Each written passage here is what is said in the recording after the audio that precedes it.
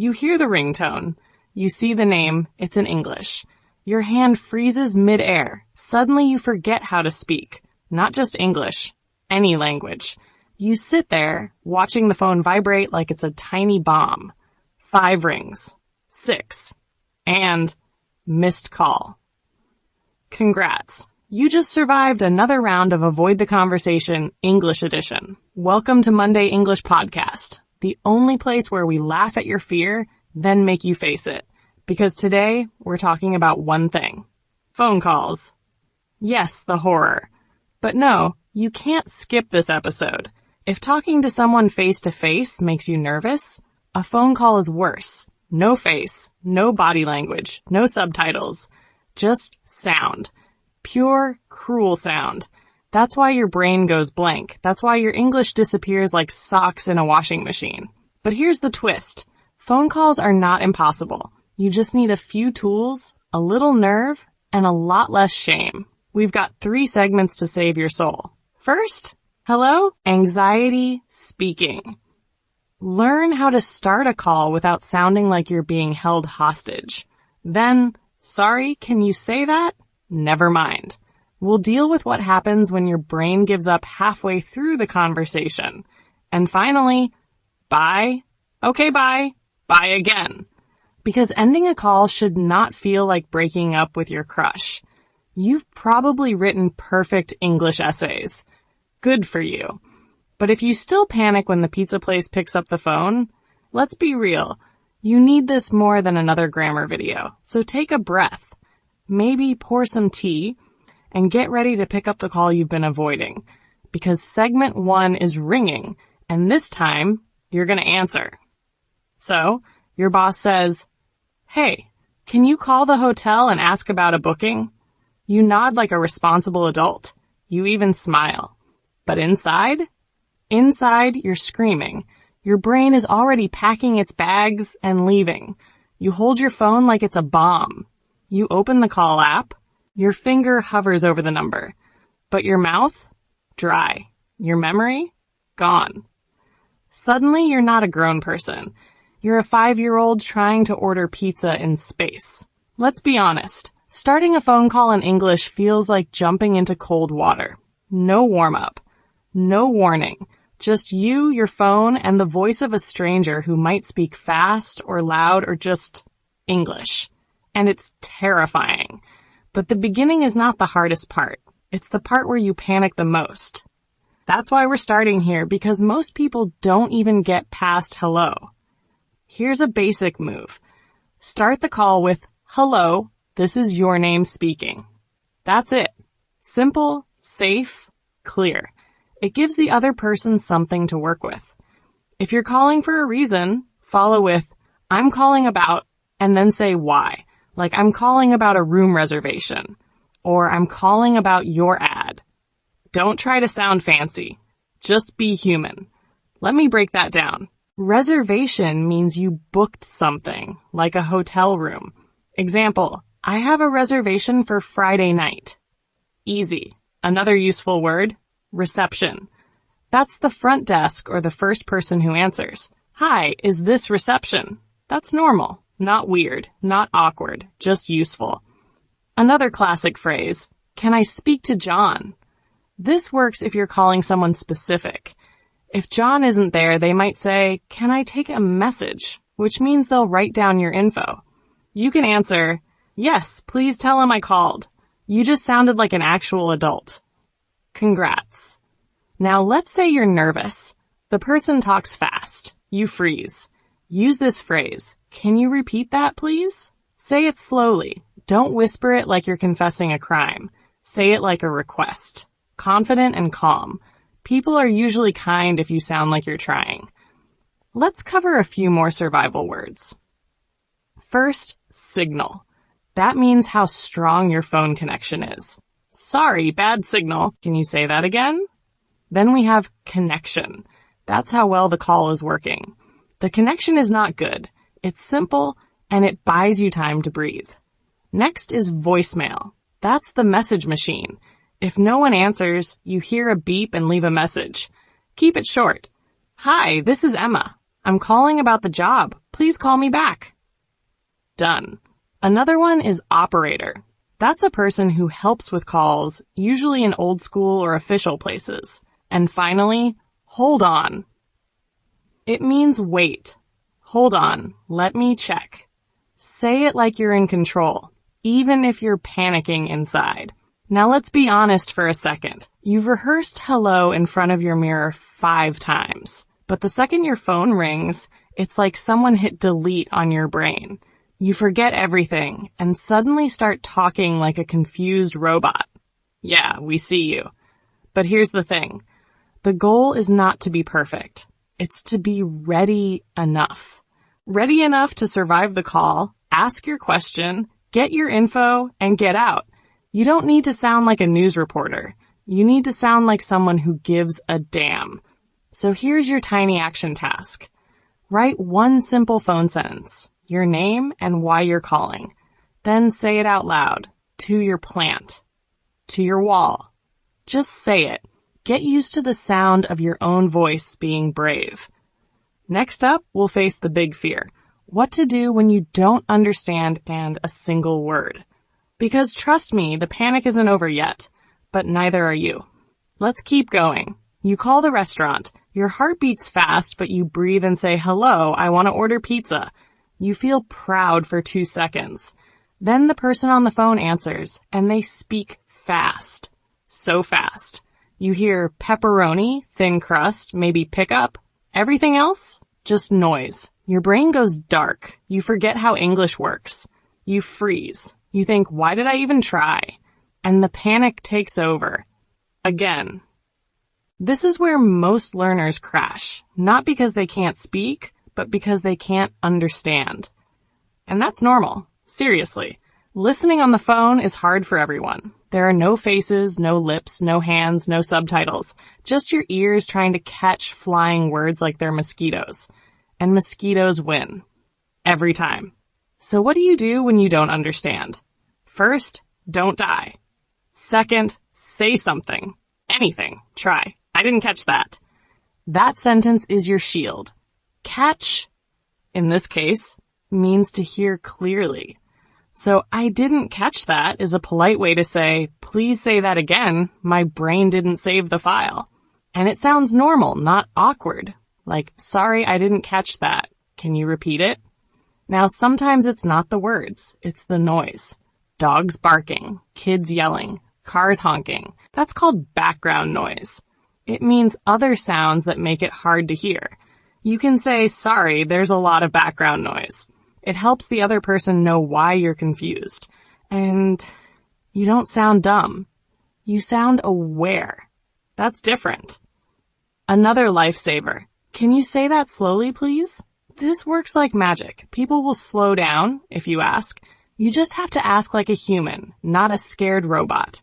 If you say it with kindness, they'll usually help. And if they don't, that's their bad day. Not your bad English. Let's talk about rhythm and tone. If you speak in a flat, slow, robotic voice, people won't understand you better. They'll just wonder if you're a voicemail. Be a little human.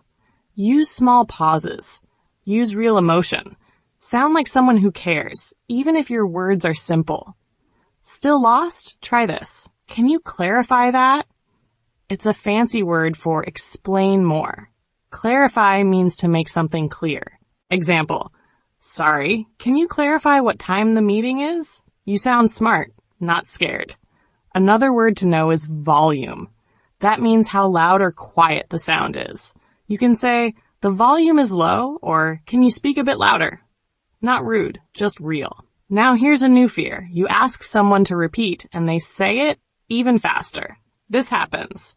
Stay calm. You don't need to understand everything. You just need to get the important parts. Focus on numbers, times, names. If the rest flies by, that's fine. You'll survive. You're not taking an exam. You're ordering a sandwich. Quick reminder, reception. This word has 2 meanings. First, it can mean the front desk of a hotel, but on the phone, it also means how strong your signal is. The reception is bad means your call isn't clear. It's not your fault. Just say, sorry, bad reception. Can you say that again? Now you sound like a person with problems, not a failure. Now comes the reality check. You read English news. You watch TED Talks. You cry during Netflix dramas. But the second someone says, can I get your name, please? You act like your name is classified government information. Why? Because speaking is scary. But listening feels like defeat. You want to understand everything. And when you don't, you think you're bad at English. No, you're just human. Let me tell you something real. Most native speakers also ask people to repeat. Or say, sorry, what? Or just smile and guess. That's life. You're not on trial. You're on the phone. It's fine to miss some words. It's normal. What matters is how you respond. Silence helps no one. But sorry, can you repeat that? Helps both sides. Let's review the key phrases again, but slowly. I didn't catch that. Can you say it slowly, please? Can you clarify that? The volume is low. There's background noise. These are not fancy. They're functional. They keep the conversation going. And that's the goal. Fluency doesn't mean perfect grammar. It means you stay in the conversation, even when it's hard. Here's your tiny action task. Call any business this week. Just ask for their hours. Nothing more. You're not buying a house. You're not solving world peace. Just one tiny question. If they talk too fast, ask them to repeat. That's not weakness. That's how real people talk. And now that you've survived the middle of the call, it's time to face your final enemy. Ending it without sounding like a weirdo. That's up next. Let's go. You survived the start of the call. You made it through the fast talking. Now comes the final boss, ending the call without sounding like a confused potato. And yes, that's harder than it should be. Most learners don't plan this part. They just say what they need and disappear, like ghosts, mid-conversation. 1 second you're there, next second, silent. Gone. And the other person's left wondering if you died, got kidnapped, or just ran out of English. Let's fix that. Ending a call is your last chance to sound calm and polite, even if the call was a mess. You don't need anything special. You just need to stop sounding like you're in a panic. Start with this. Thanks for your help. That's a polite sentence. Simple. Easy. It closes the conversation in a kind way. Then add something like, have a nice day, or talk to you soon. These are called exit lines. They help you close the door without slamming it. And yes, you're allowed to confirm information before you hang up. That's not a sign of weakness. It's smart. Say, so the appointment is on Friday at 2 p.m., right? If they say yes, great. If they say no, you just saved yourself from showing up at the wrong time. Confirm means to check if something is correct. Example, I'd like to confirm my booking. That sentence makes you sound responsible and very unpanicked. Let's say you didn't understand most of the call. You tried your best. You caught maybe half of it. You still need to end the call with grace, not with shame. Try this. Thanks again. I'll check the details and call back if needed. It's a safe exit. Details means small pieces of information. Example, can you send me the details in an email? Boom. You sound calm, even if your brain is a little broken. Now for the magic words. If you don't remember anything else, remember these. Repeat, confirm, follow up, thanks, appreciate, and goodbye. Let's walk through them. Repeat is when you ask someone to say something again. Can you repeat the time? Follow up means you'll contact again later. I'll follow up next week. Appreciate is another way to say thank you. I really appreciate your help. It's warm, friendly, adult.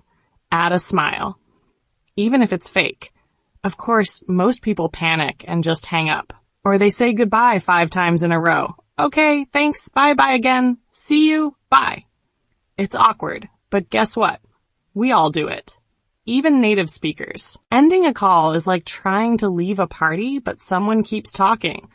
Still, you can do better. Try to pick one exit line.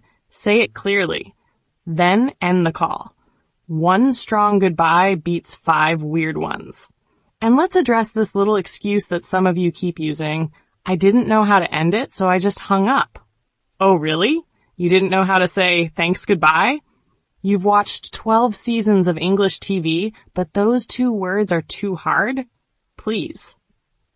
Let's go back to the real goal. Speak like a human. A polite, awkward, brave human. It doesn't have to be perfect. You just need to leave the call without drama. If you panic, breathe. If you forget the words, laugh. Then say, sorry, I'm still learning. Thank you again. That line saves everything. It shows heart. And honestly, heart matters more than grammar. Now, one last move.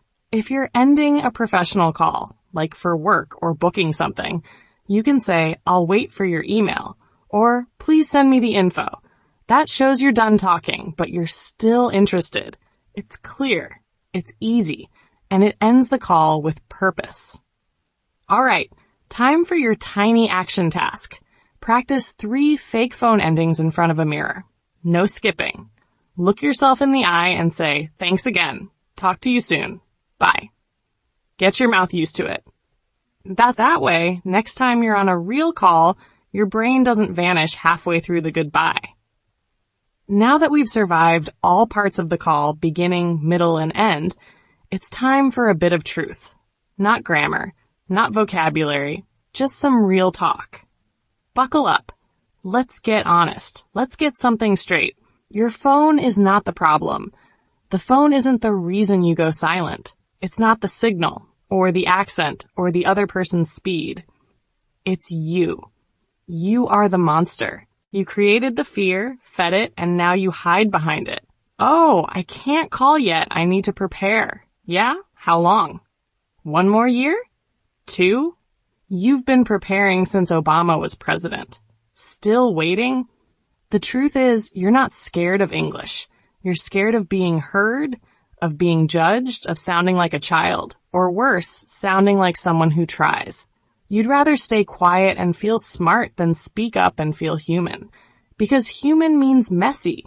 It means mistakes. It means saying sheet the wrong way and watching someone laugh. And that hurts. I get it. But let me ask you something. What if you stopped caring? What if you stopped trying to look fluent and just started being real? Say the wrong word. Mispronounce something. Forget half your sentence. Guess what? Nobody dies. Nobody writes an article about your grammar error. No one remembers your weird call. They forget in 5 seconds. You're not famous. You're not on TV. You're just one more voice in the world. And that's a gift, not a problem. You're waiting to feel ready. You won't. Fluency doesn't arrive like a birthday cake. You earn it by struggling, by fumbling through bad phone calls, by staying in the conversation when your brain wants to run. That's what courage looks like. It's not clean.